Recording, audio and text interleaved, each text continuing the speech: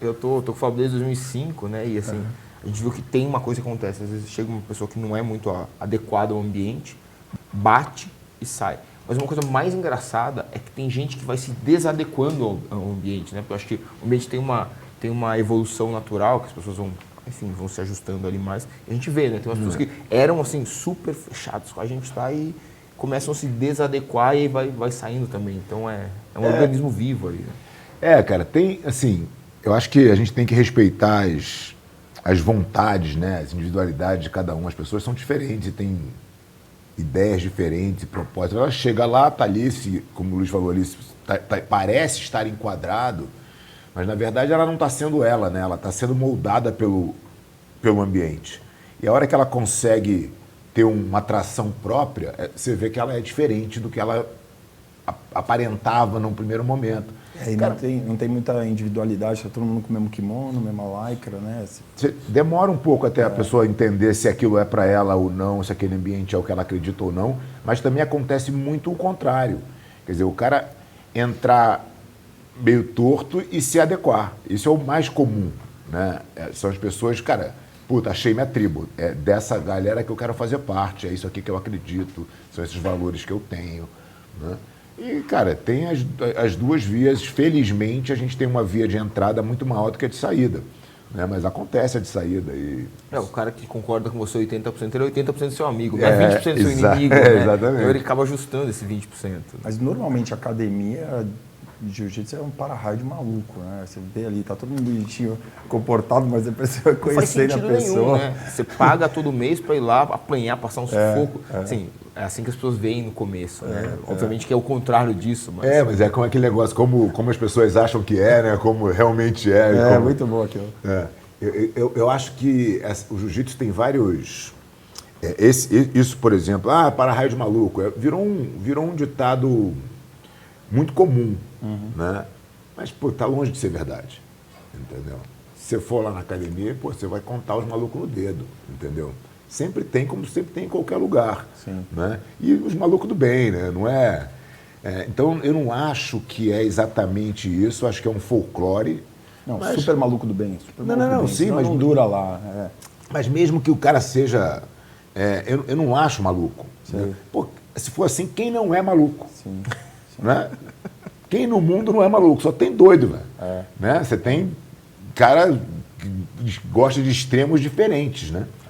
Então, acho que o jiu-jitsu, na verdade, ele bota o cara consciente, ao contrário de maluco. Eu acho que é o oposto. Deveria ser assim, nossa, quanta gente consciente. Pô, você vai lá todo dia tomar uma pílula de humildade. Todo dia. Exatamente, cara. Você fica ali humble.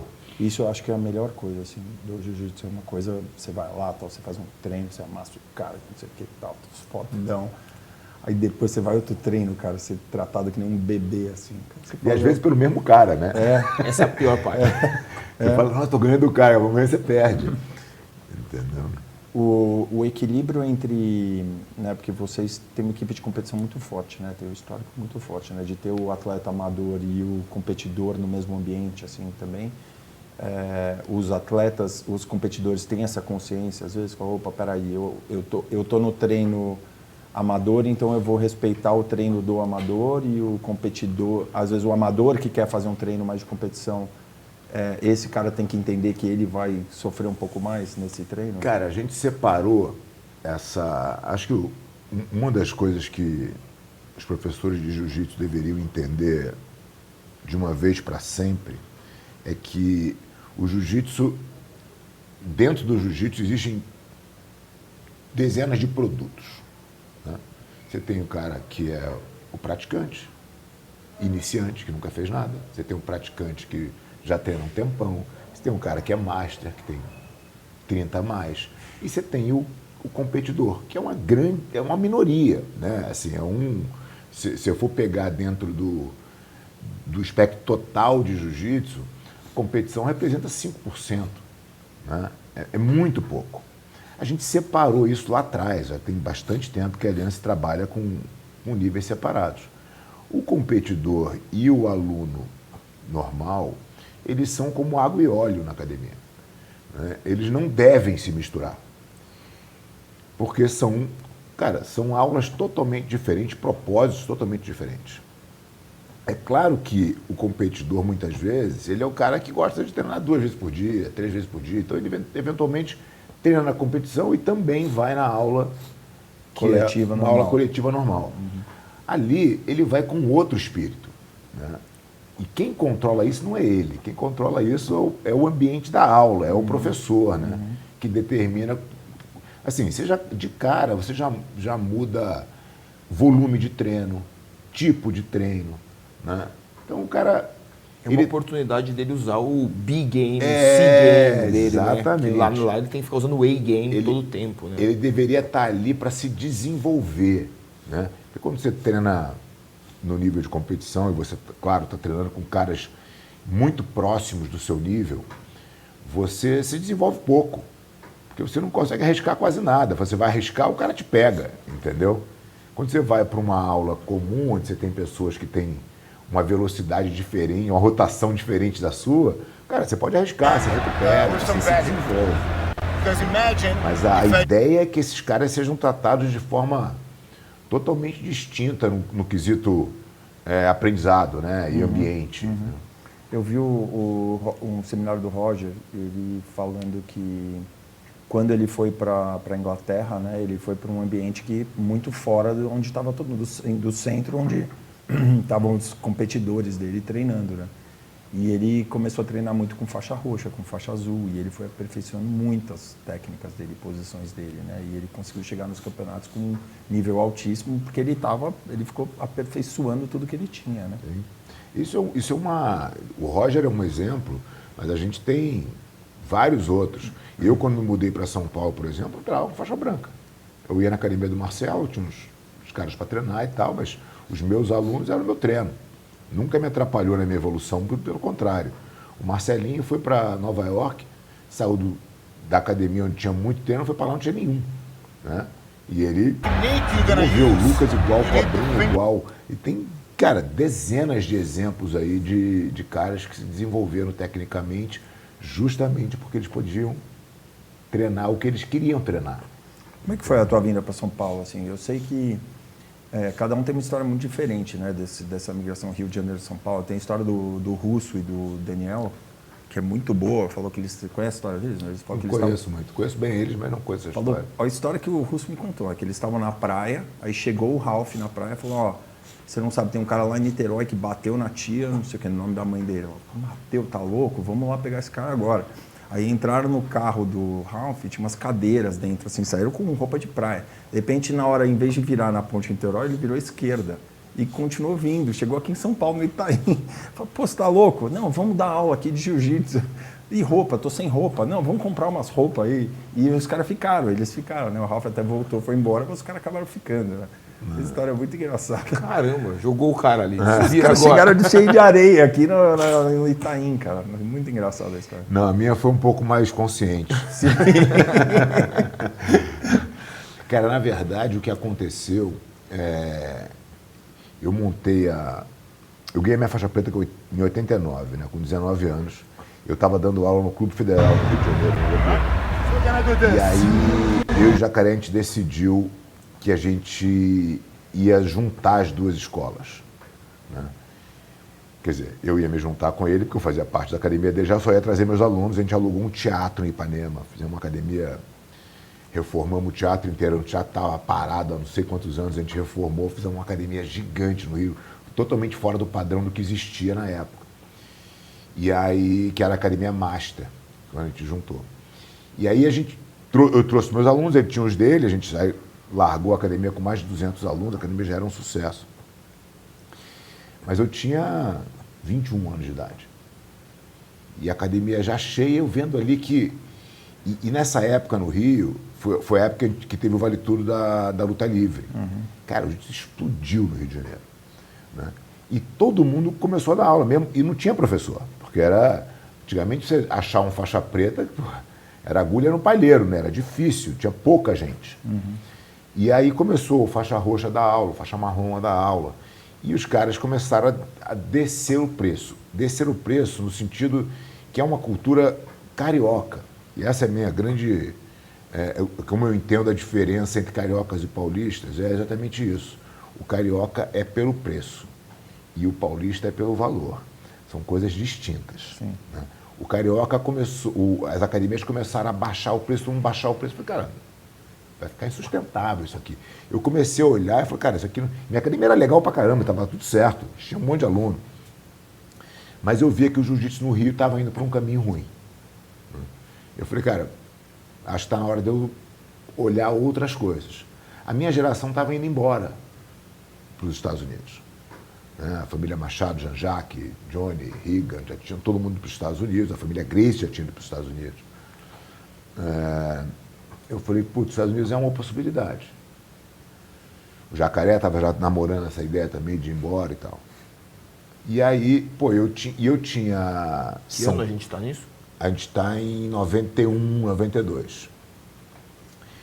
E aí, eu vinha para São Paulo com muita frequência treinar com o Marcelo. O Marcelo era um grande amigo e um cara que me ensinou muito jiu-jitsu. Então, eu vinha para cá, eu ficava aqui, eu já gostava, já conhecia uma galera, já achava a turma legal pra caramba, eu já estava ambientado. E aí, cara, pintou uma oportunidade, a Fórmula inaugurou, eu conhecia o Ricardo Elia, porque ele tinha feito a minha preparação física para o Vale Tudo de 91, que eu vim treinar com o Marcelo. O Marcelo falou, vou te levar num cara para a gente fazer a preparação física junto e tal. O Ricardo Elia cuidou da minha preparação física, eu conhecia ele era o gerente da Fórmula e tal. Eu vim dar uma olhada aqui, isso já era final de 93, e aí o Ricardo Elia, cara, você tem que vir para a Fórmula. E a Fórmula era um negócio na época... Assim, não tinha no mundo uma academia daquela. Sim. Era impressionante, a Shopping Eldorado ali. Era um negócio impressionante. Eu falei, cara... Eu estava em Sorocaba e eu via pela TV. Não, era realmente, cara, 3 piscinas, era um negócio impressionante. E eles montaram, qual foi a estratégia da Fórmula, na verdade? Eles pregaram, cara, quem é o expoente de cada esporte, para eles fazerem seleção. Pô, e lançarem, cara, como uma academia mais... bombada que tinha, com os melhores profissionais e tal. Só que isso era uma estratégia de marketing, na verdade. Eu caí nesse conto. Eu vim, fiquei um período, tive uma infelicidade de quebrar a perna no campeonato que eu fui disputar na Europa. Mas, enfim, quando deu 6 meses, eles mandaram todo mundo embora. Eu, inclusive. E aí, cara, eu já estava em São Paulo, já tinha alugado casa, já estava... A ideia deles era dar o hype e depois trocar hype, por um depois mais troca baixo. aí e mantém aí a atividade, entendeu? Entendi. E aí... Bom, mas foi uma bela lição de vida para você, né? Você era jovem, assim, você entender como é que funciona as porrada coisas, que né? ensina a gente, Sim, né? E aí, essa foi uma. E eu falei, cara, não vou voltar para o Rio de Janeiro. Já falei que eu vim, agora eu vou me virar. E eu aluguei um galpão no Real Parque, que, puta, no meio dos prédios, assim, e tal, mas o proprietário foi muito legal comigo, porque eu não tinha grana, não tinha nada. Ele falou, cara, me dá um percentual aí, dá 20%. Eu falei, mas é 20% de zero. Ele, não, mas eu confio que não vai ser durante muito tempo e tal. O cara foi muito legal. Imagina você alugar um imóvel desse jeito. Mas eu consegui, aí quando eu consegui fazer uma quantidade de alunos, aí consegui me mudar para o Itaim depois, a coisa começou a andar e eu fui fazendo a minha história aqui, entendeu? Uhum. Mas eu já olhava... A primeira do Itaim foi na Tílio? Não, a primeira do Itaim foi na Leopoldo. Leopoldo Couto, bem do lado do colégio, do condomínio São Luís, ali onde hoje é um super prédio e tal. E a gente fez uma academia muito legal, num modelo que hoje eu faria de novo, inclusive. De tão legal que ela era, assim. Tinha salas de aula particular separadas, era bem bacana. Isso já com marca Aliança ainda não? Isso não. Ainda não. Isso ainda era... A gente já tinha Aliança, a gente já era vinculado à Aliança, mas a gente ainda usava marca própria ainda, não era Fábio Gurgel Jiu-Jitsu. Tá. E que logo depois a gente entendeu que isso também era um outro erro muito, muito grande. Uhum. Né? Que não passava de um ego trip de querer ter nome no letreiro, mas como negócio aquilo era péssimo. Uhum. Porque o tempo ia mostrar que, cara, você não ia mais ser aquele campeão, ninguém é campeão eterno. Uhum. Né? Então, como é que a gente poderia construir uma marca que coubesse todo mundo dentro, né? Que não gerasse nenhum conflito de vaidades e tal. Então, logo depois disso, a gente muda. E aí eu já tiro o Fábio Gurgel da história, já fica aliança direto. Entendeu? E o Jacaré sempre foi teu mestre Sempre. desde a faixa branca? Cara, eu comecei no jiu-jitsu em 83, numa academiazinha muito pequena no Posto 6 em Copacabana, com o professor Tuninho. Quantos anos você tinha? 13. 13. O professor Tuninho, coincidentemente, tinha sido professor do Jacaré anos antes, na academia do Carson. O Jacaré começou treinando no Carson, depois ele sai com o Tuninho, depois ele sai, vai para Nova York e tal, conhece o Hollis, aí ele volta a treinar com o Hollis e faz a vida dele inteira com o Hollis até a faixa preta. Eu treinei com o Toninho esse pouquinho, treinei com ele acho que coisa de 10 meses, a academia fechou, e aí eu fui para o Jacaré, que era no caminho da minha casa para o curso de inglês. E aí o namorado da minha irmã na época era aluno do Carlinhos, inclusive eu fui ver até um treino no O Jacaré Carlos já era Júnior. faixa preta nesse momento. O Jacaré já era faixa preta. Eu fui assistir uma aula no Carlinhos, e era um treino super cheio, era na Figueiredo Magalhães, eles dividiam, né, a academia, o Carlinhos e o Carson, que era o esquema do Hollis. O Carlinhos assumiu o que era do Hollis, né? E aí eu fui ver uma aula super cheia, que esse meu amigo treinava lá, o Heleno. Ele falou, não, cara, mas isso aqui não é para você, vai pro Jacaré, que é aluno do Hollis igual o Carlinhos, e é do lado da tua casa. Uma coisa que é bacana de pontuar, né? O pessoal que vê o podcast não necessariamente conhece, o Jacaré não é o Jacaré do UFC, né? Não é o Ronaldo Jacaré do UFC, né? Nem o dançarino do Elton. Não, também. O Jacaré, o aluno do Hollis, né? Foi o último faixa preta formado pelo Hollis, antes do Hollis falecer. O Hollis formou 6 faixas pretas. E ele estava começando a academia dele, né? Ali em Ipanema. E aí eu comecei lá, eu era faixa laranja quando eu fui para lá. E quando você chegou com 13 anos, você chegou porque você estava interessado em artes marciais ou porque você estava brigando demais na escola? Ou... Cara, brigar na escola era uma coisa relativamente comum. Né? Mas o que aconteceu para mim, o que me levou para o jiu-jitsu de fato, foi a hora que você, 13 anos de idade, a hora que você vai se desgarrando, né, da proteção. Então, até lá, eu ia pro clube, eu estava sempre dentro de um ambiente protegido, né? Escola, então você briga na escola, briga no clube, mas, cara, tudo bem, isso não muda nada, né? Quando você começa a ir pra rua, né, frequentar a praia, frequentar outras coisas, eu falei, cara, eu não me sinto seguro aqui, entendeu? Eu quero fazer uma arte marcial. E eu vou pro karatê primeiro, tinha uma Shotokan no Rio que tinha o mestre Inoki e o mestre Paulão, e era uma academia super tradicional de karatê. Eu ia correndo pela praia e tal, ia para academia e voltava. Mas eu chegava em casa e eu ia, obviamente, testar com meu irmão, que é 3 anos e pouco mais velho que eu, né? E ali era briga diária, né? 3 anos mais velho? 3 e pouco, igual mesmo, igual mesmo. Então eu brigava com meu irmão diariamente. Cara, o karatê não adiantava de nada. Ele me batia no karatê. Eu falei, isso não tá funcionando. 3 anos é muito diferente. É muita diferença. Imagina, eu com 14, ou com 13, né? E ele 33 com 17. com 36 não, mas 14 com 17 é um problemaço. Cara, apanhei muito. Então, e aí, cara, essa que é a história mais legal, né? Quando a gente vai pensar, por que você entrou no jiu-jitsu? Outro dia eu fiz um curso que chama Disruptive Strategy. E o professor ele tem um conceito que é o conceito job to be done. Por que a pessoa contrata o seu serviço? Qual é aí o real motivo? E quando você descobre isso, cara, você fala, opa, peraí, agora eu entendi para quem eu tenho que fazer meu marketing, agora eu entendi quem é o meu cliente, né? O meu job to be done era não apanhar do meu irmão. Entendeu? Se o jiu-jitsu soubesse disso, ele tinha que, né, ir para todos os adolescentes. Você tem irmão mais velho? Tem aqui que você tem que... Essa geração de hoje, eu acho que não tem tanto, não é mais essa dinâmica. Mas na minha era. O meu pai chegou uma época no Natal que ele deu pra gente, quebrava a casa inteira, né, cara? Porque a gente brigava aqui por cima do móvel. Eram 2 moleques, né? Jogava bola, fazia tudo errado em casa. Meu pai deu de Natal pra gente 2 pares de luva de boxe. Falou, nosso combinado é o seguinte, discutiu, vai brigar, não tem problema. Desce pro salão de festa, mete a luva. E a gente fazia isso com frequência. Na minha casa, eu tinha um primo, mais ou menos da mesma idade, E aí, quando a gente brigava, a gente tinha um par de luva. E aí Era cada um. eu saía correndo e pegava a esquerda, né? Porque a esquerda, porque eu sou destro, né? Eu enfiava a mão sem nada, né? Porque eu queria dar... Que é aquele cara do UFC 1, né? Com uma luva só. Exatamente. Então, cara, eu acho que a minha história com o jiu-jitsu é essa. Eu comecei a fazer jiu-jitsu, comecei a chegar em casa e aí eu comecei a ganhar meu irmão com muita facilidade. Até porque briga de irmão não é uma briga de soco, é uma briga muito... Ainda mais ele me controlava, segurava meus braços, ficava montado em mim.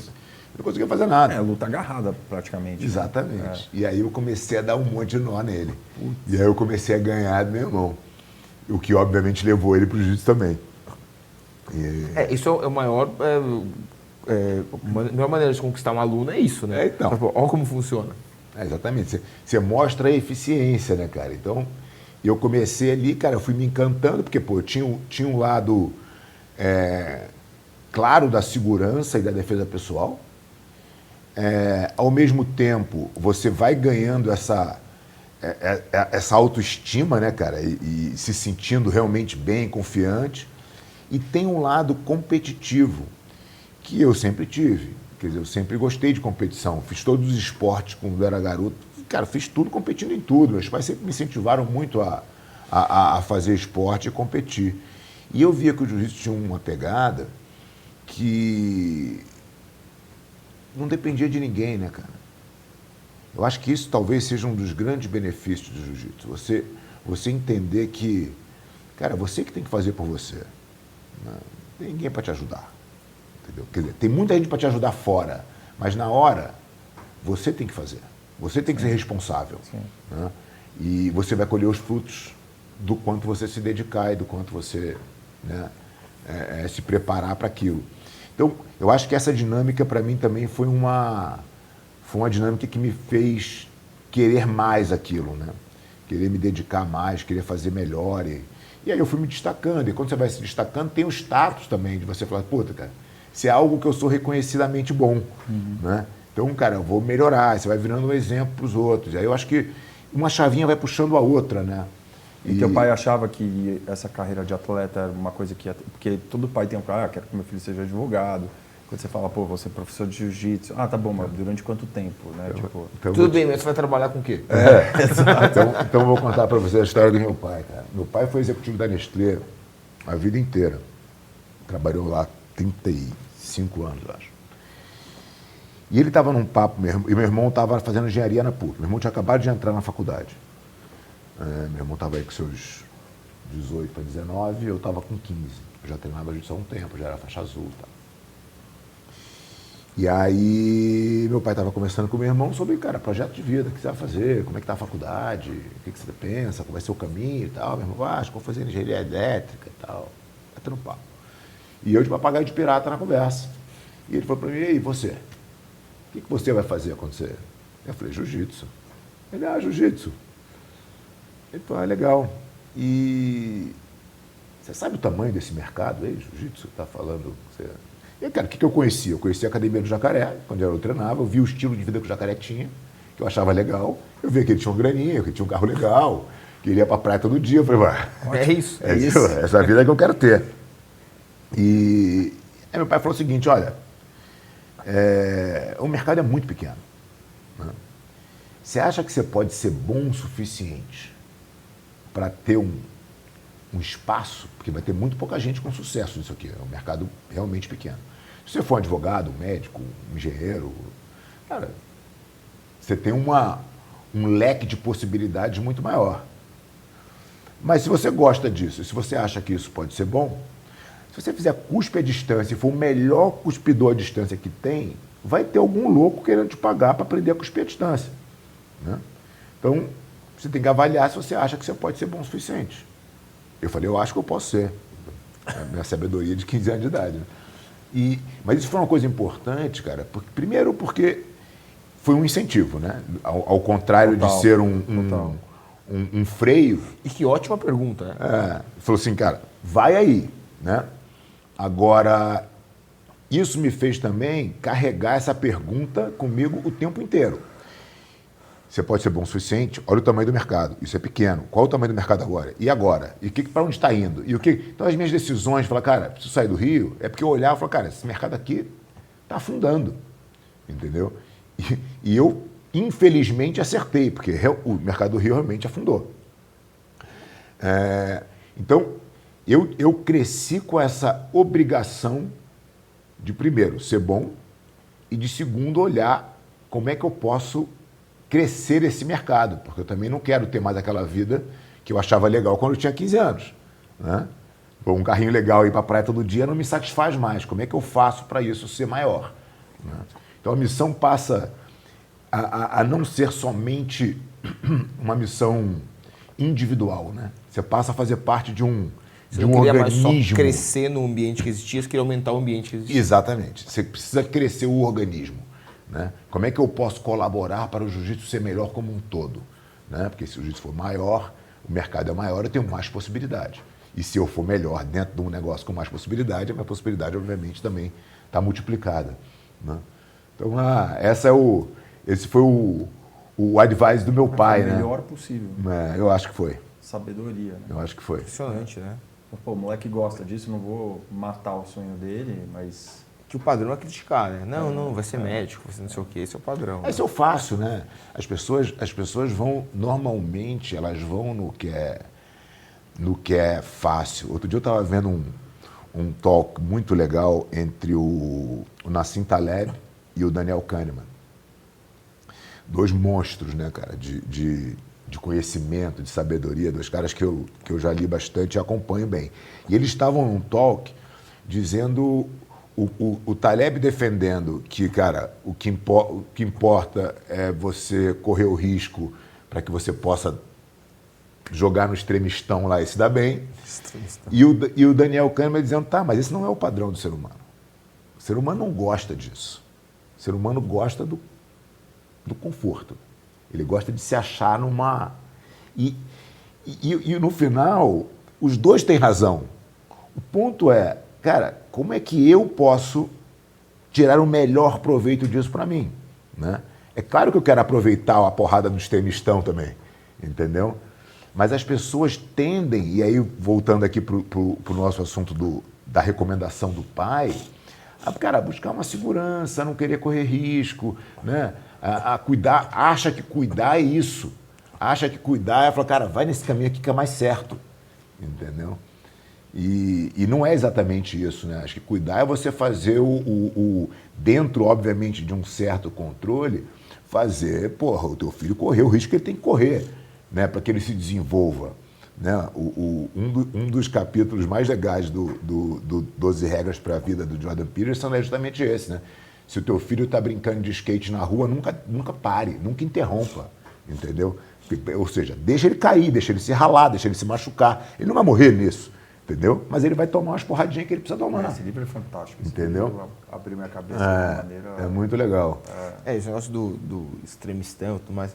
Uma coisa engraçada, eu controlo o mercado financeiro, às vezes eu vejo uma molecada, eu sei mais ou menos a remuneração dele. Você diz com risco e segurança o tempo inteiro. Né? Mas o que é engraçado é a pessoa, você lida com risco ali no investimento, mas a pessoa como ela vê a carreira dela. Então eu vejo, o cara tem 30 anos, ele está lá num banco grande, que eu sei que tem 3.000 analistas, 100 diretores, 1 vice-presidente. Ele tem 100% de certeza que em algum momento ele vai ficar multimilionário. Ele gasta tudo que ele ganha. Cara, se você olhar o gráfico, precisa acontecer uma mágica aqui no gráfico em algum momento para ele ficar multimilionário. Porque o caminho que você está andando provavelmente vai dar errado. Uhum. Então, assim, você precisa acelerar o seu risco, mesmo que seja de maneira controlada. E isso que acontece muito. O cara fica... Já aí você vê os dois perfis, né? O cara fica só arriscando. Ele tem que dar ali o home run, né? De qualquer jeito, ou não vai ter jeito nenhum, né? Não vai ter... Tá numa aceleração muito baixa e ambos acham que, com 100% de certeza, que vai ficar multimilionário daqui a 10 anos. E esses 10 anos nunca chega, né? Mas, cara, mas é uma geração amaldiçoada também, porque... Pensa, cara, o jeito que você cresceu, como eram difíceis as coisas, né? E hoje em dia, você aperta o botão, tudo que você consegue... De repente o cara chega no mercado de trabalho, peraí, você tem que ficar aqui, 6 anos. Jiu-jitsu, você tem que ficar, 10 anos se fudendo aqui para chegar a alguma coisa, para aprender alguma coisa. Então, a vida real é muito diferente do resto da vida que ele leva, né? E os nossos filhos hoje em dia, com tanta violência que tem, você tem que colocar eles numa bolha, né? Então, no momento, eu acho que você tem que... Teve um amigo meu que veio aqui até que a gente falou muito disso, né? Sobre a ruptura, né? A ruptura que faz... ele é headhunter, ele faz um estudo sobre executivos. Qual que é a diferença entre, sei lá, o Steve Jobs e o Tim Cook da Apple, assim, né? Porque são dois caras expoentes, gênios, mas tem um que é muito mais expoente que o outro, né? E ele traçou um paralelo que todos tiveram uma ruptura muito forte na vida, seja com o pai ou com alguma coisa que aconteceu, assim, um episódio. E o jeito que a gente educa nossos filhos hoje, a chance de ter uma ruptura é zero, porque é um ambiente muito protegido, né? Que nem você falou, vai para o clube, para a escola, não sei o quê. Então, sabe, é tudo controladinho. Entendeu? E esse negócio de filho é um negócio que é super complicado, né? Eu não tenho, Fábio também não tem, mas... eu cresci com várias dificuldades, o Fábio já falou uma deles, todo mundo aqui, né? Então, só que o que acontecia, né? Eu tinha uma família super humilde, então tudo que eu tinha, eu sabia que eu e minha família, meu time ali, a gente estava jogando no mesmo time, a gente ia junto. Era super pouco, passava dificuldade, mas a gente estava junto. Por isso que eu acho que a dificuldade é muito difícil de você simular uma dificuldade, né? Imagina, você tem todos os meios, você fala, não, meu filho vai passar necessidade ou alguma coisa assim para aprender. Ele vai virar seu inimigo, né? Porque ele te vê viajando de primeira classe e tudo mais. Então, assim, deve ser difícil essa relação de você simular dificuldade quando você tem muitos meios, né? Eu entendo que as dificuldades, que elas são simplesmente diferentes. Não existe o mundo perfeito, né? Você tem diferentes problemas. Você pode proteger o seu filho da violência que está na rua, mas você vai gerar outros tipos de problema que a garotada hoje enfrenta, né? Ansiedade, depressão, um monte de mazelas criadas por essa situação. Isso, de certa maneira, vai ter que se acomodar também. São dificuldades que têm que ser enfrentadas, né? Puta, como é que eu combato isso? Eu entendi. Tá, eu tenho que combater a violência botando ele para dentro. Tá, mas agora eu tenho um outro problema. Como é que eu vou ter que combater esse outro problema? Né? Assim, essa utopia de você achar que você vai achar um modelo de vida onde o ser humano não tem problema, cara, acho que é um roteiro de infelicidade, né? Porque você nunca vai achar, porque sempre vai ter problema, porque o problema está na psique, não está no teu dia a dia. O ser humano é problemático e ele só se desenvolve no sofrimento. Então o ser humano vai achar um problema, vai achar o problema para ele tentar resolver, entendeu? Seja ele qual for, seja em qualquer ambiente, seja no mais... se você viu o exemplo do Admirável Mundo Novo, do Aldous Huxley, ele é a tentativa de criar um mundo perfeito, desde o nascimento, né? Você faz lá tudo... Cara, tudo... É óbvio que não funciona, né? Você não tem como controlar a psique humana nesse sentido, cara. Então, eu só vejo distintos problemas. Aí o ponto é, como é que você enfrenta os seus problemas? Independente de que problema é. Os problemas vão mudar. É muito menos o que acontece, muito mais como você reage. Como você reage. Mas isso é muito legal da arte marcial na formação da criança também. Porque a arte marcial acho que simula todas essas coisas da vida, assim, se for traçar um paralelo, simula todos os problemas que ele vai encontrar na vida, com gente diferente, desafios de melhorar, uma coisa que é um trabalho de formiguinha, né, do dia a dia, da constância. Então acho que ensina muito também. Nunca recebeu a faixa quando achava que queria receber. Acho que sim, a arte marcial tem várias lições, né, cara, muito, muito, muito importantes, assim. Desde que você esteja aberto a recebê-las, né? Porque eu acho que você pode, claro, o fato de você praticar jiu-jitsu vai te trazer vários benefícios, independentes. Mas quando você começa a realmente entender a filosofia, é onde você realmente tem um ganho. Por exemplo, a gente está falando de problema. Cara, treinar jiu-jitsu é resolver problema, microproblemas. Real time. Todos os segundos que você está lutando, você está resolvendo o problema do cara que não está deixando você fazer o que você gostaria de fazer. O Gordon Ryan chama, né, de Dynamic Problem Solving Under Stress. É isso que ele chama. Mas você tem... E com isso, você tem o quê? Micro fracassos. Pô, eu quero fazer um negócio, eu quero passar a minha guarda do horizonte, não deixa. Pô, ele bota o joelho, ele bota o gancho, ele bota não sei o quê. Ele vai criando um monte de problema para mim. Né? E eu vou fracassando várias vezes. Até eu conseguir chegar onde eu quero. Então, o que é isso? Se você fizer uma analogia, cara, é a concretização de um sucesso depois de uma sequência de fracasso. Olha todos os negócios que acontecem, né, de sucesso. Você fala, pô, vamos falar do fundo do Luizão, que legal, puta sucesso. Tá, agora me conta antes aqui. Conta a verdade. Me conta a verdade. Você vai ver uma sequência de fracasso. Isso, cara, isso não é nenhuma particularidade, isso é o padrão. Assim, eu não sei se tem esse caso, mas eu nunca vi, se eu vi também, não virou um case de estudo, porque ninguém sai no sucesso o tempo todo, cara. Eu tava jantando com o pessoal, pô, legal, né? Muita gente de sucesso fracassou antes. Pô, todas as pessoas, provavelmente. Todas. O que acontece é que a gente normalmente olha, a gente tem essa... Você vai estudar, sei lá, vou ler uma biografia. Você vai ler a biografia de um cara de sucesso, né? Você vai ver a história do cara de sucesso. Você só vê coisas de sucesso. Você pega os próprios analistas, né, de negócio, pô, os maiores escritores, pega um Jim Collins da vida, best-seller de negócio e tal. Ele vai lá e analisa e te dá os exemplos de empresas de sucesso. É o tal do halo effect, né? Você só olha o bom. Cara, mas e aqueles milhões de empresas que não deram certo? E aquelas milhões de analistas que nunca saíram da mesma condição? Isso não está na estatística, cara. Isso parece que não existe, entendeu? Então, é o viés da sobrevivência, né? Todo mundo só olha para o que deu certo. Aí, olha que legal, ele fracassou aqui, teve... Não, cara, mas assim, o padrão é que você fracasse e nem chegue no sucesso. Esse é o mais comum, entendeu? E aí, cara, você estava na Leopoldo e depois disso, o que aconteceu? Cara, então, aí,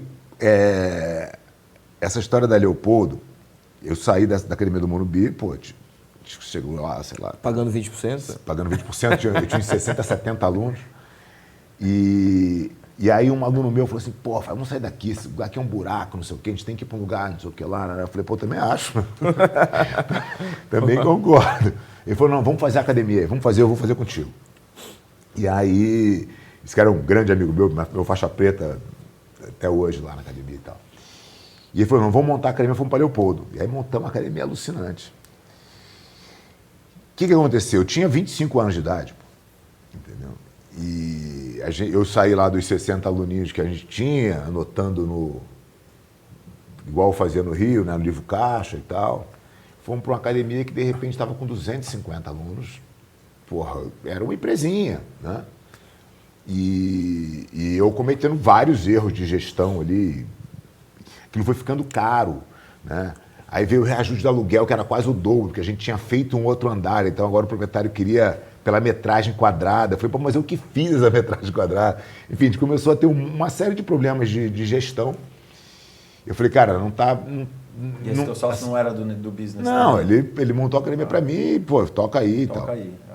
E aí eu falei, cara, não tá rolando. Vou sair daqui. E aí qual era a possibilidade? Eu falei, cara, acho que o melhor... E eu estava no prime da competição, eu tinha um monte de outras coisas, né? Você estava competindo como jiu-jitsu. Jiu-jitsu, lutando Vale Tudo, eu lutei UFC nessa época, a luta com o Marquer foi em 97, eu estava tudo nesse momento. Então eu estava com a minha vida de atleta ainda muito viva e eu tinha que administrar um negócio que eu não sabia administrar.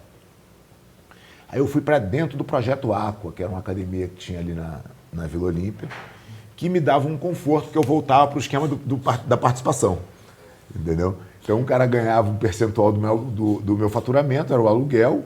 E tinha a recepção dele, o vestiário dele. Tinha tudo dele. Era coworking. Era como se fosse um coworking. Eu não precisava fazer nada, eu tinha uma conta só para pagar no final do mês e funcionou assim durante um tempo. Aí o Projeto Aqua foi vendido. Aí eu saí do Projeto Aqua e fui para a Olímpia, que era uma academia do outro lado da Faria Lima.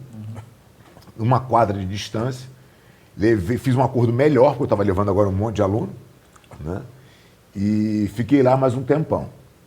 E aí a academia começou a ficar pequena e eu estava chegando aí no final da minha carreira de atleta. Falei, cara, agora é a hora de eu dar um salto de qualidade. Foi aí que eu né? entrei nesse Aí nessa época o Luizão chegou. E aí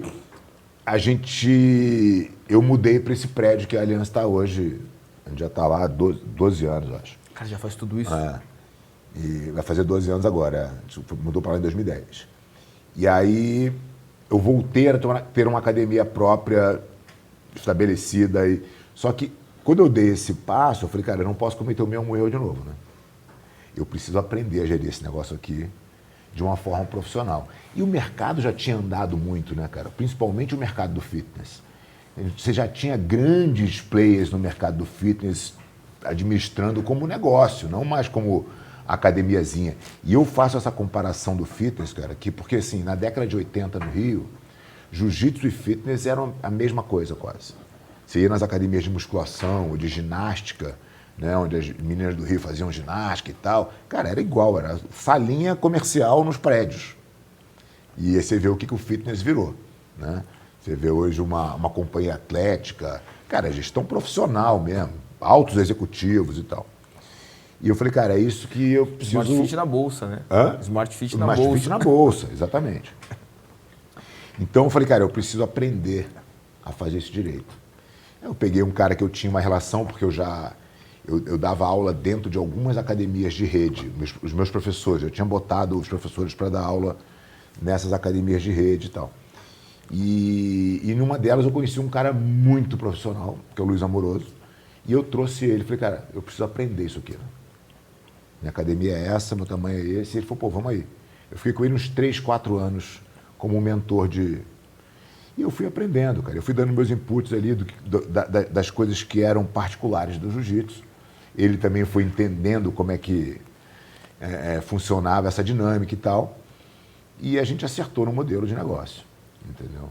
Aí a academia saiu daqueles 200 alunos que a gente tinha para mais de 500, né? A gente triplicou o ticket médio, a gente realmente construiu um negócio de valor, né?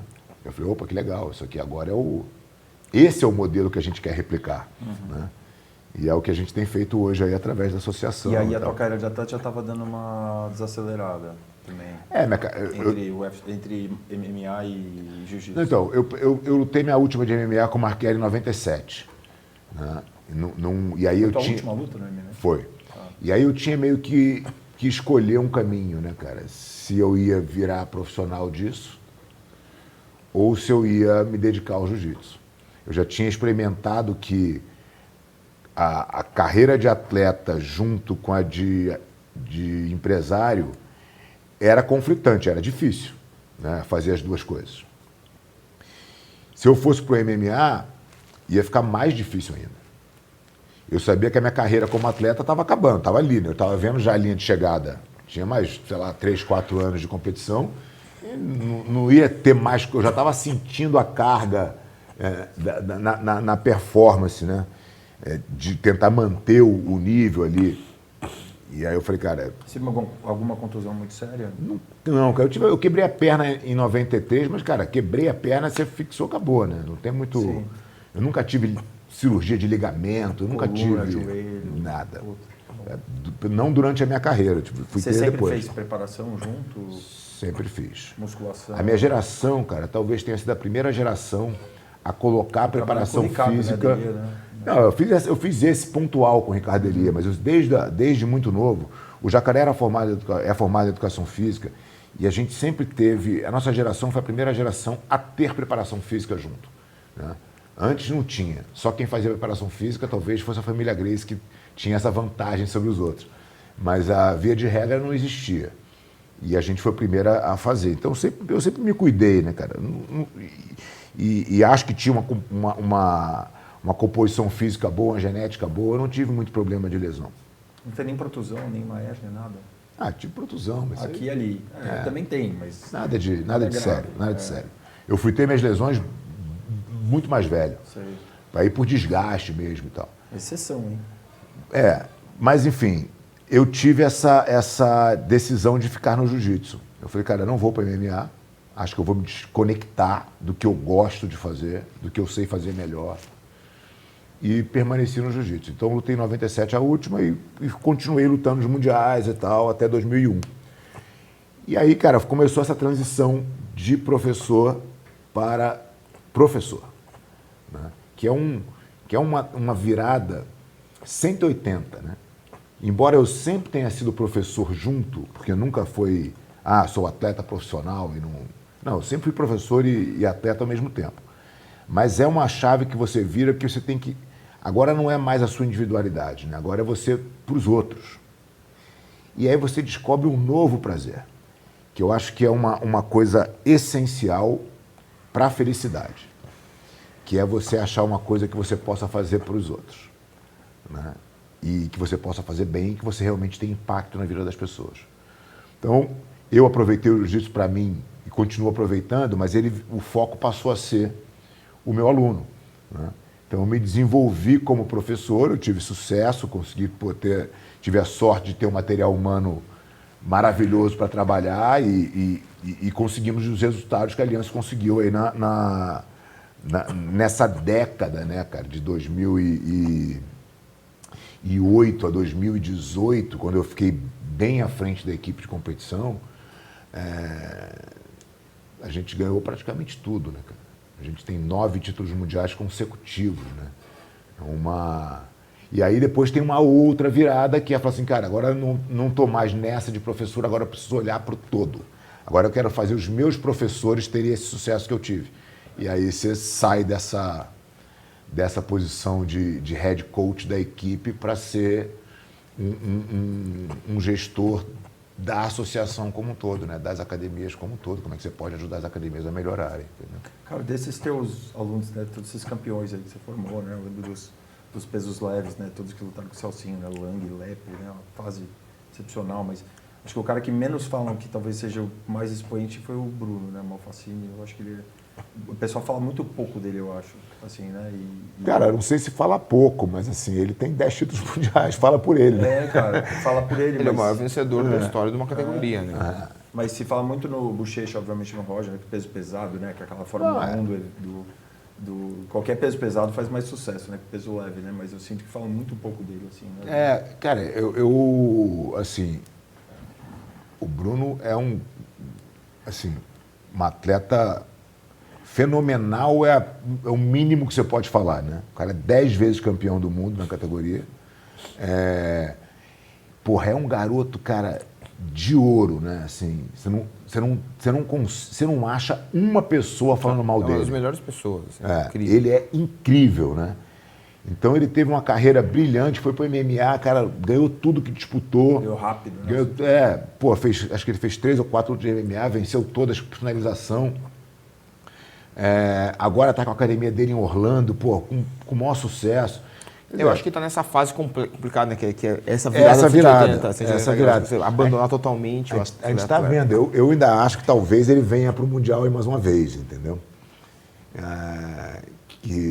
Você competiu bastante em Master depois. Eu lutei, eu parei de lutar Mundial em 2001, quando eu tinha 31. E que eu achei que a minha performance já não estava mais de acordo com o que a minha cabeça mandava. E, ao mesmo tempo, eu comecei a ter uma preocupação, cara, de construção, né? Falei, cara, eu preciso cuidar da minha academia, eu preciso fazer isso realmente virar. Foi exatamente nesse momento que a gente fez essa transição e eu estava mudando a metodologia. Enfim, era um momento que eu precisava me dedicar ali. E aí eu parei de competir, mas, cara, era o que eu fazia, era o que eu mais gostava. Então eu ia nos campeonatos de Master e o campeonato de Master não me exigia muito. Porque quando você vem de um alto nível no adulto, cara, você pula é um nível muito distante. Hoje é menos, talvez, porque os Masters hoje estão um nível muito alto também. Porque os Masters hoje são os caras que foram campeões mundiais. Que foram campeões atrás. A gente estava pegando o Master daqueles caras que não tiveram oportunidade de competir no adulto, que tinham chegado na faixa preta mais tarde. Né? Somos nós. E era muito discrepante. Né? Então, eu não precisava me preocupar muito para competir de Master. Eu lutava os campeonatos e tal, e fui lutando. Os alunos iam, você ia junto? Eu ia junto, e eu ia porque eu gostava mesmo, me divertia. Sim. Aí eu fiz isso até 2009. Em 2010, cara, foi uma época que a gente estava com a equipe inteira dentro da academia. Estavam todos os atletas, Bruno Malfacini, Lucas Lepre, Michael, Serginho, Marcelinho, Cobrinha, Bernardo, Léo, Batista. Essa boa, essa época. Então, era todo mundo junto e eu treinava com os caras todos os dias. Eu falei, quer saber, cara?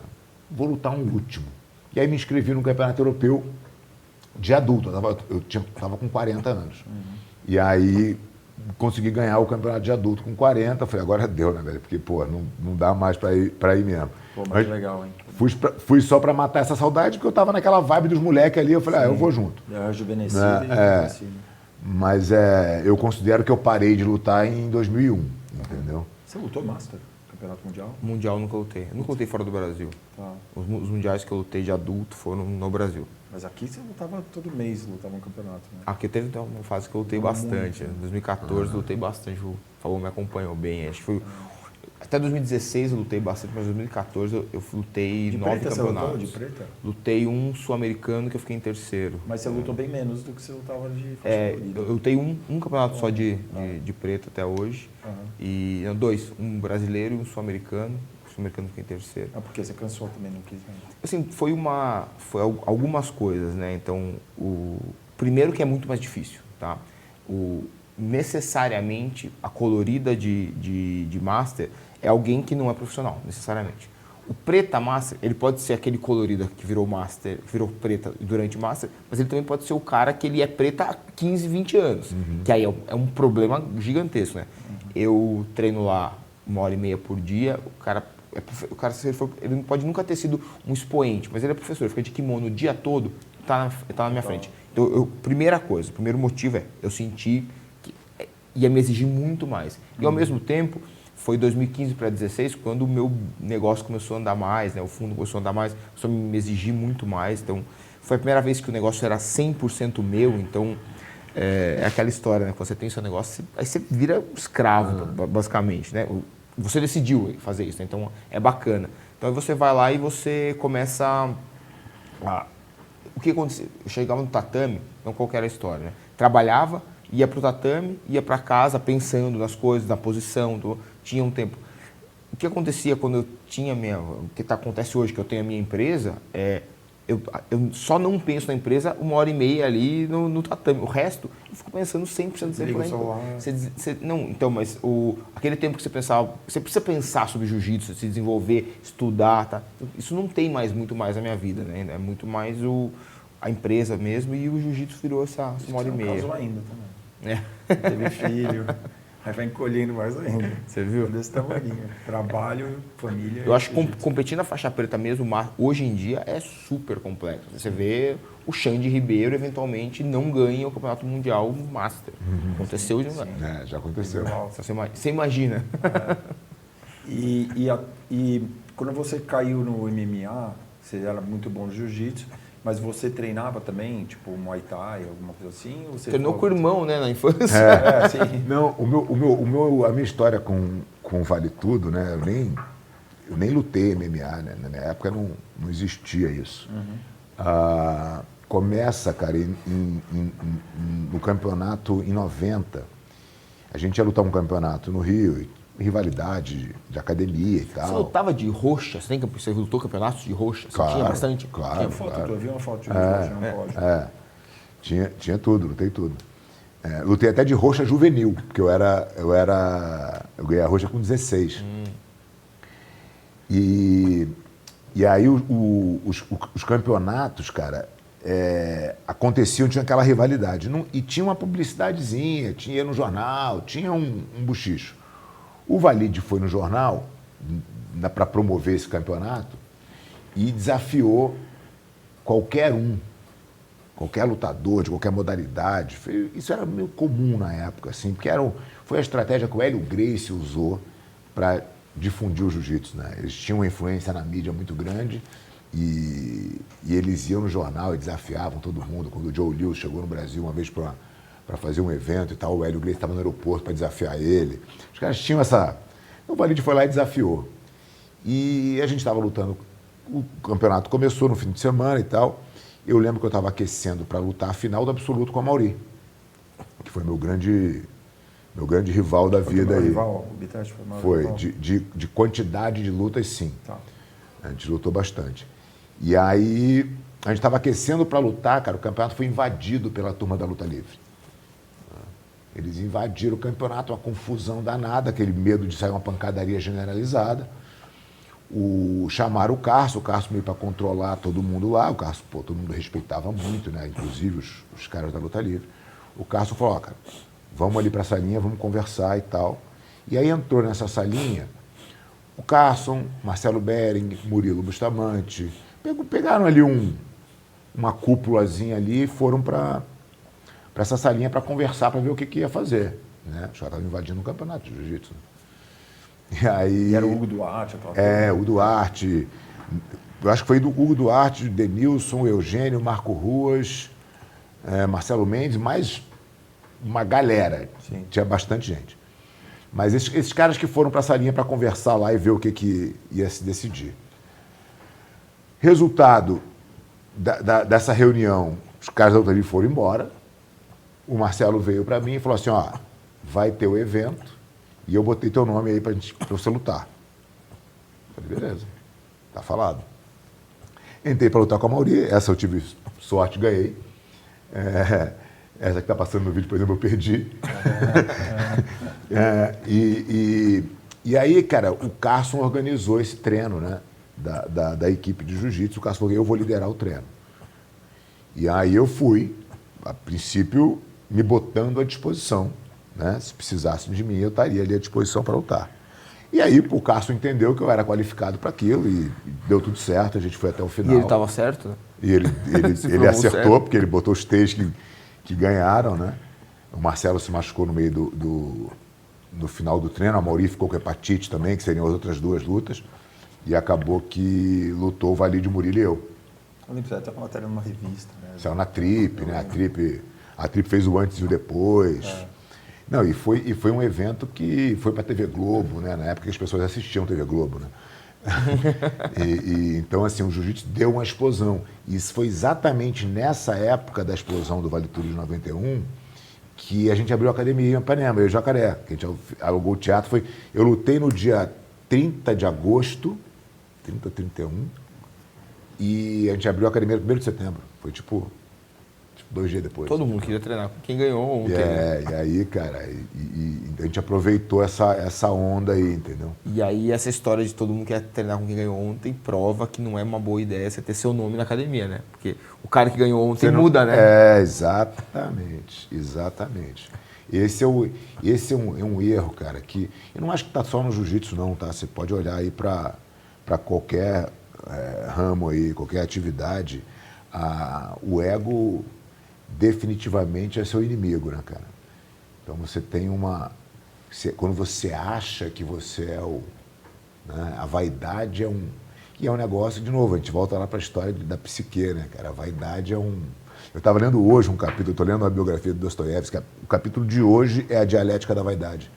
Né? O cara está falando disso lá em 1860, entendeu? Como a vaidade atrapalha. É o pecado favorito do diabo, né? É isso. Então, quando você tem o nome no letreiro, o campeão, todo mundo quer treinar com o campeão, tá? Quando o cara se acha melhor do que o resto, né? Cara, e essa tua paixão por leitura, assim, é uma coisa que sempre acompanha você ou você está focando mais nisso ultimamente? Cara, eu sempre fui um cara que entendia a importância da leitura. Meus pais sempre leram muito.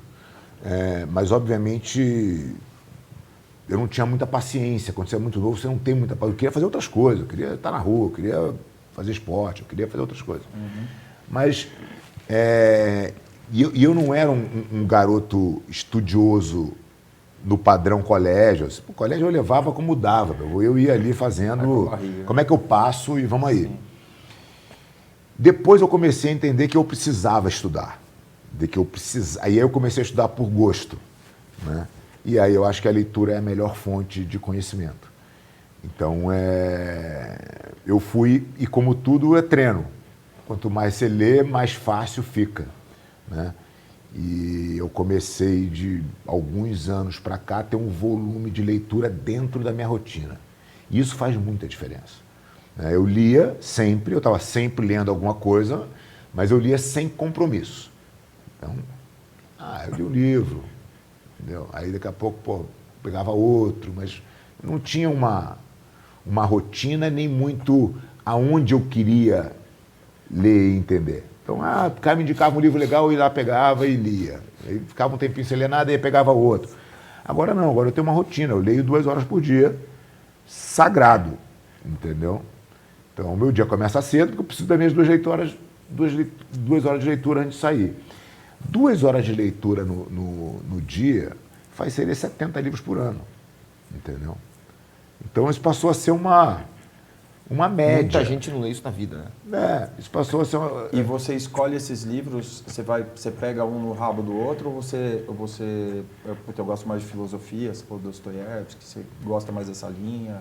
Cara, eu leio tudo. Tá. Eu leio tudo. Esse vídeo que está passando aí, eu tô com esse livro que eu estou na mão, é do padre Sartilanges, chama Vida Intelectual. E na verdade, ele mostra exatamente como você deve se desenvolver intelectualmente, né? E essa coisa de você... Cara, tudo bem, se você quiser ser um especialista em filosofia, ele é só filosofia, né? Mas eu não quero ser um especialista em filosofia, né? Eu quero entender o mundo de uma forma muito mais ampla. Então, eu leio livro de negócio, eu leio filosofia, eu leio romance, eu leio biografia, eu vou lendo um monte de coisa, eu leio história, adoro história. Então, tem muito livro que é romance ligado com fato histórico também. São os mais legais, né? Cara, você sempre tem uma conexão. Essa que é a real. Você sempre tem uma conexão, porque o que é mais importante na leitura, o grau máximo da leitura, é você chegar num ponto onde a leitura é quase que um diálogo, né, com o autor. Então, você está lendo Dostoiévski em 1800 do que ele escreveu em 1860, você tem que entender aquele contexto da Rússia em 1860, entendeu? Quem era o czar daquela época? Aí você fala, puta legal, Nicolau I era, e depois Alexandre II eram os czares que estavam nessa época lá. Tá, mas quem eram esses caras? Aí você vai ter que ler a dinastia Romanov, entendeu? Que tem 300 anos de dinastia, né? E que acaba na Revolução Bolchevique. Que triste fim, né? Acaba na Revolução Bolchevique. Então, você vai ter que entender a Revolução. Para você entender a Revolução, você tem que entender por que esses caras pensavam. Quem que foi né? Quem que influenciou esses caras? Que aí você vai pegando no rabo uma coisa. Aí uma coisa vai conectando na outra, né? Sim, você vê Belinsky, era um cara que era um crítico da época. Depois tem Tchetchevsky, que era um outro cara que influenciou Lenin. Aí você fala, entendi porque o Lenin pensava desse jeito, porque esse cara aqui já pensava assim em 1850, entendeu? Então a leitura é isso, cara, vai te puxando, uma coisa vai te puxando a outra, né? Você vai se desenvolvendo. Uma coisa que eu posso dizer com toda certeza é que se você não consumir notícia, não ver TV e trocar pela leitura, você vai ser um cara muito mais atualmente informado do que o contrário, né? Provavelmente mais feliz também, né? Essa sensação de que você está se informando quando você consome notícia é uma grande mentira, né? Você tá recebendo uma informação totalmente enviesada, que possivelmente vai ser contestada em uma semana, e aí aquilo já não é mais a verdade agora já é outra, que também talvez não seja, porque pode ser o viés de uma outra pessoa. Quer dizer, você fica num turbilhão de informação. Que é o que você lida diariamente. Se você quiser. Mas no meu caso. No meu caso. Ele não tem escolha. Então, mas aí a questão da informação para o negócio, cara, ela tem uma... eu entendo ela de uma forma diferente, porque ele está jogando um jogo, entendeu?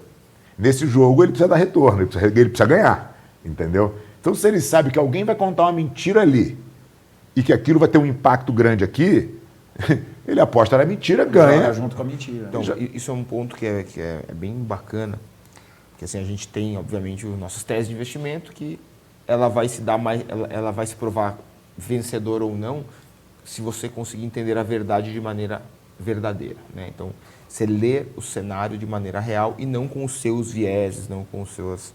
Então, é tirar um pouco desse ruído, exatamente o que o Fábio falou. Então, lá na frente, aquele cenário vai funcionar. Por isso que, hoje em dia, uma das... Obviamente, eu leio milhões de coisas, né?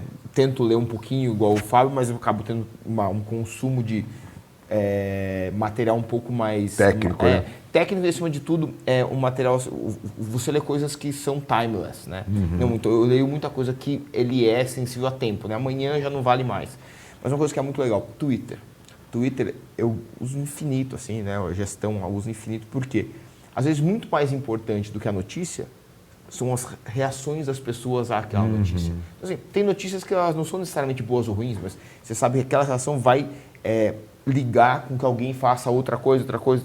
Então, só que, aí é uma coisa que eu falo muito, você viver de notícia é igual você viver de Cheetos. Você come, cara, isso não te sacia ali por 1 minuto, não te dá base muscular, não dá nada. Você tem que comer proteína. Então, por exemplo, você vai lá e lê um livro de filosofia, enfim, qualquer coisa, que te dá uma base de como é o comportamento humano.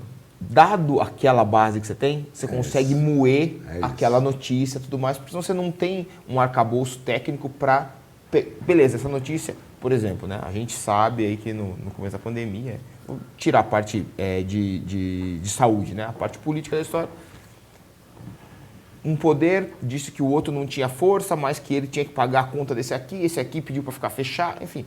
Você vê que tem um jogo de poder que foi exatamente igual aconteceu em algum momento na Roma Antiga. Então, sabe, você consegue, as coisas vão se repetindo e o comportamento das pessoas vai se repetindo. Então, você tem que ter esse arcabouço filosófico, técnico, enfim. Da distopia com a utopia, né? Exatamente. E tem muito mais, né? A narrativa, a verdade, né? E você entender aquela narrativa. Então, você tem que ter essa base muscular. Mas piorou muito nos anos para cá, não piorou? Cara, não piorou. Tem um livro chama Grande Gripe, The Great Influenza, John Barry. Quando começou a pandemia, eu vi um cara que eu sigo, que talvez seja o maior propagador da filosofia estoica hoje nos Estados Unidos, chama Ryan Holiday. Ele tem alguns livros bem legais, fáceis de ler. Ele é um cara que é influencer, está nas mídias sociais e tal. E ele tinha colocado os top 5 books dele do ano, e ele tinha colocado esse livro. Eu falei, legal, vou ler. Já comprei. E conta sobre a gripe espanhola, né? A gripe espanhola acontece no final da Primeira Guerra Mundial. Cara, igual. É igual tudo que aconteceu agora. Entendeu? De máscara. De máscara, tentando fechar lockdown.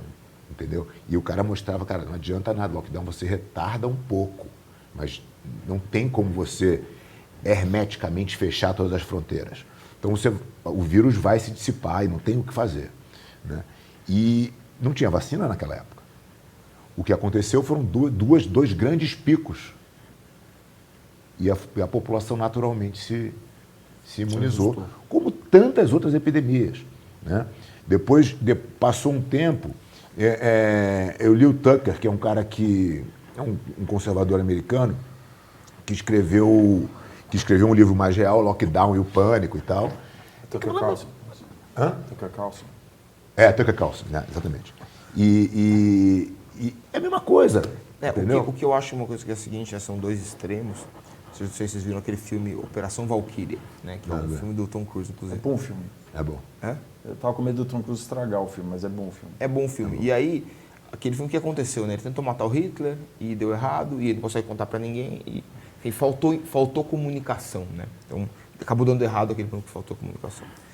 A gente que viveu aqui de 2000 a 2010, que tinha internet, você já conseguia comprar um ingresso pro cinema na internet, era legal, você mandava um e-mail, mas o mundo era conectado, mas ele não era super conectado ou ultra conectado. Eu acho que o mundo ultra conectado ele é muito ruim, parecido com o mundo pré-internet, né? Então, assim, esse negócio do imediatismo é muito ruim. Então, eu acho que naquele tempo faltou informação e agora sobra informação. Então, hoje em dia, ninguém quer fazer uma boa informação, quer fazer uma informação rápida. Então, você acaba deixando as pessoas paranoicas, né? Você vê, a gente tem um grupo de WhatsApp, a gente recebeu a foto, uma família na piscina do clube de máscara, com os filhos, assim. Dentro da piscina. Dentro da piscina. Importante.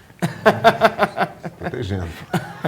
Cara, eu vi um vídeo outro dia de uma mulher, cara, colocando uma máscara no cachorro, cara, pra andar no shopping.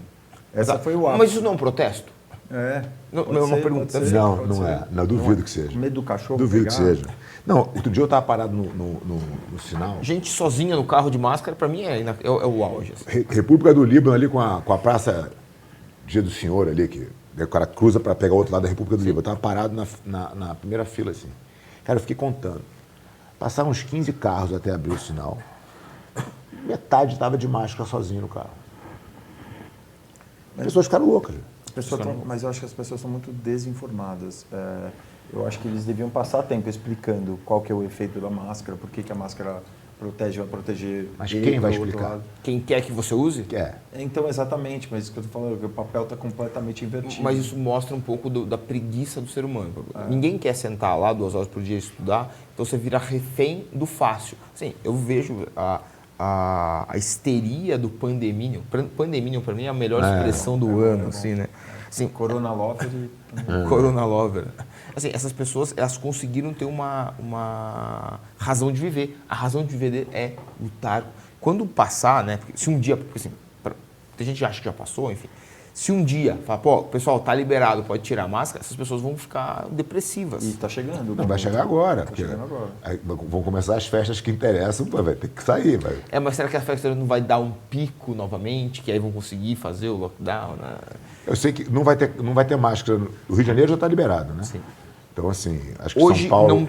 hoje falando parou de dezembro. pegar a temperatura na academia, né, nas academias de rede. A minha já não pega tem um tempo. Vocês ficaram fechados muito tempo?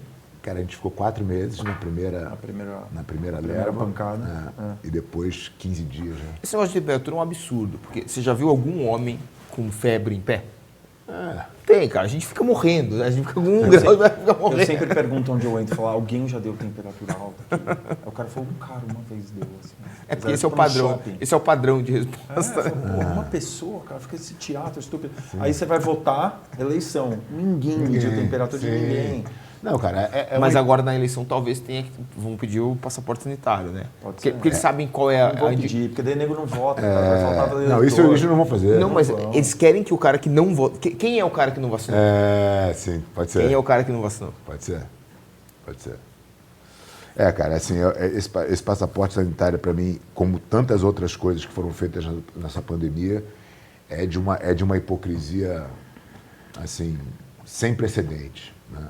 A coisa, como é que você pode querer obrigar uma pessoa a se vacinar de uma substância que não protege ela totalmente, né? As pessoas estão... Meu irmão mesmo viajou para a França, vacinado as 2 doses e tal, foi para Paris, voltou com Covid, entendeu?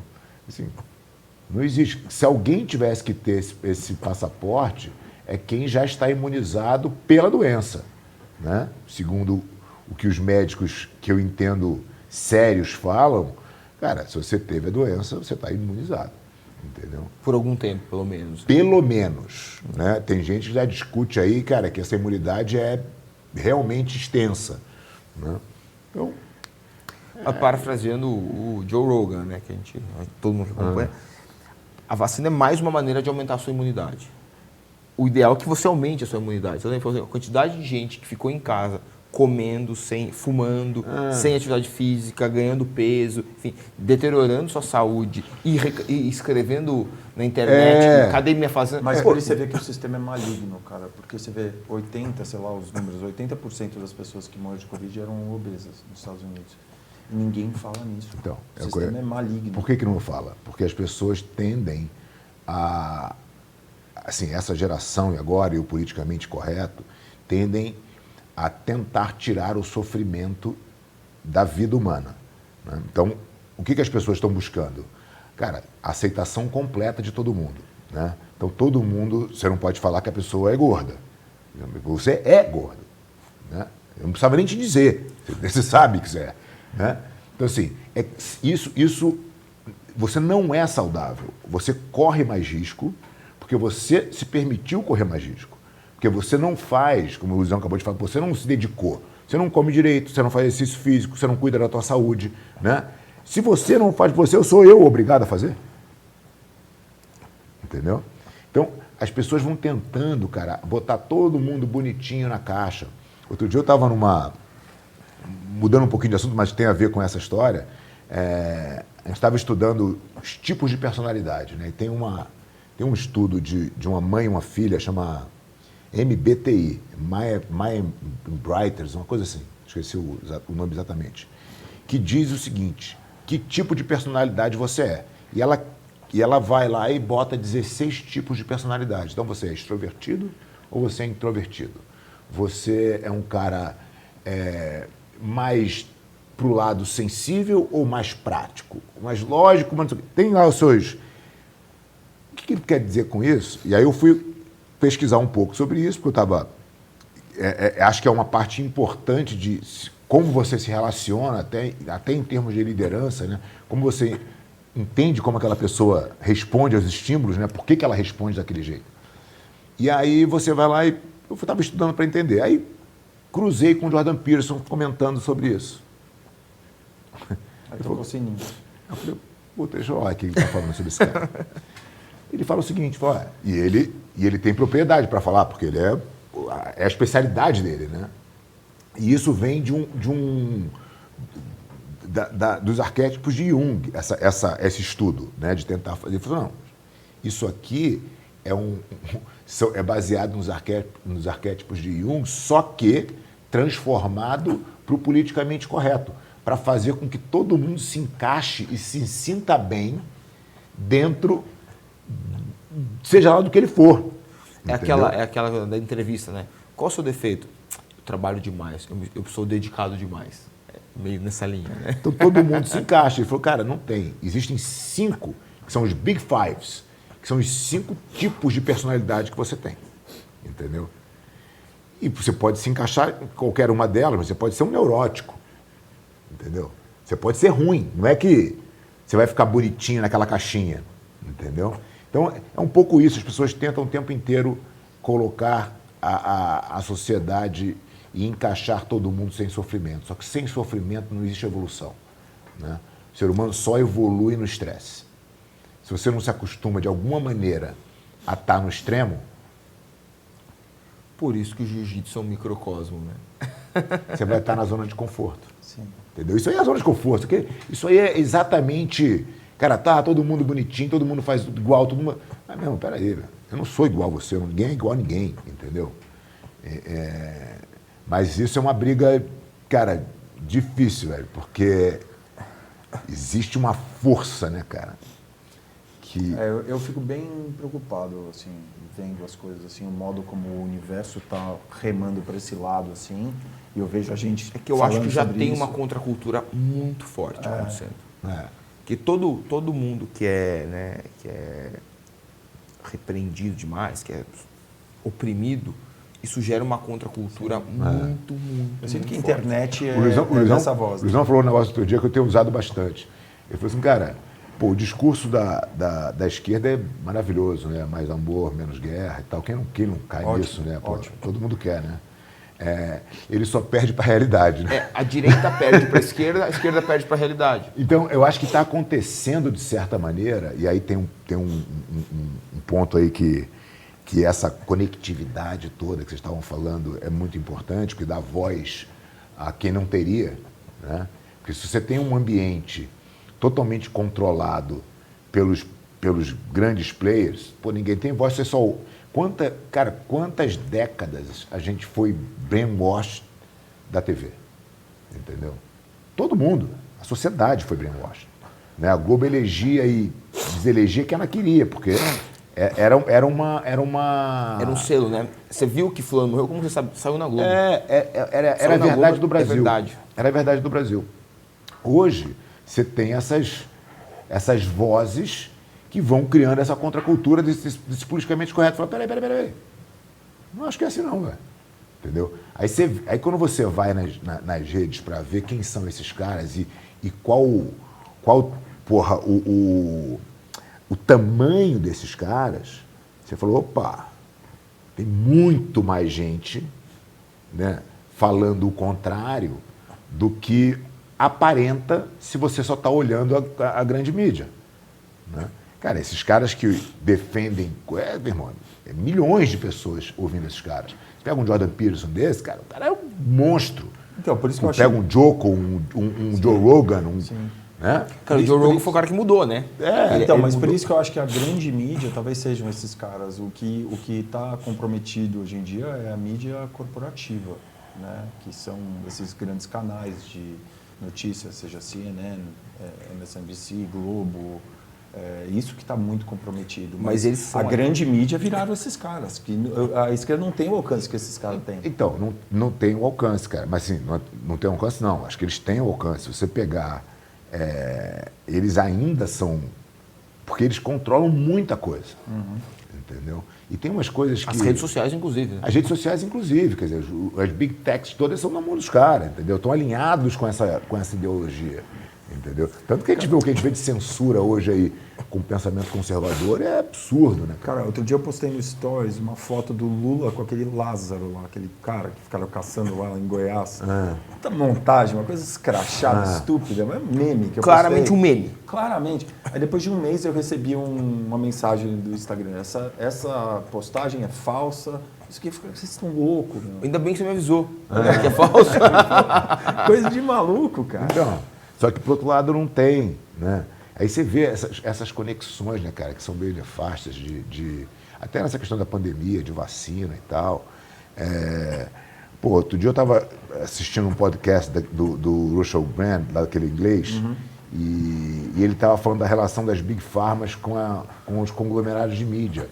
Todos os conglomerados de mídia dos Estados Unidos têm um assento no board das Big Pharmas.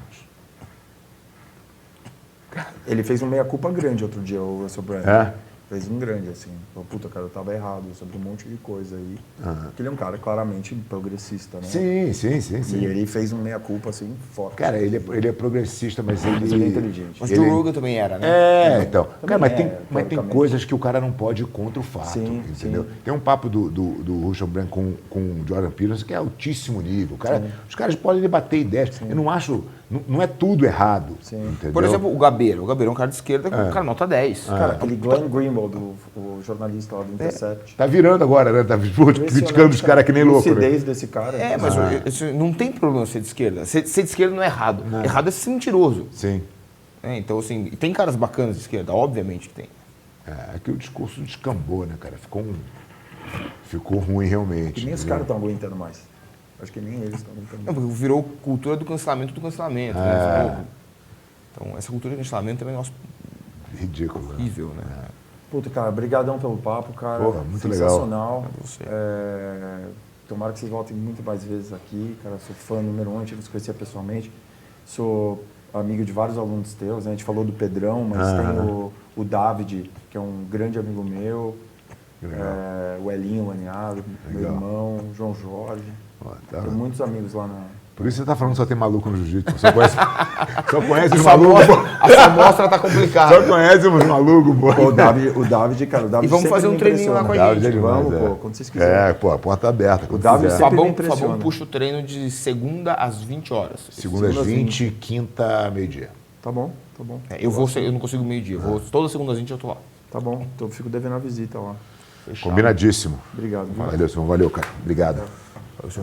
Valeu, Fabão.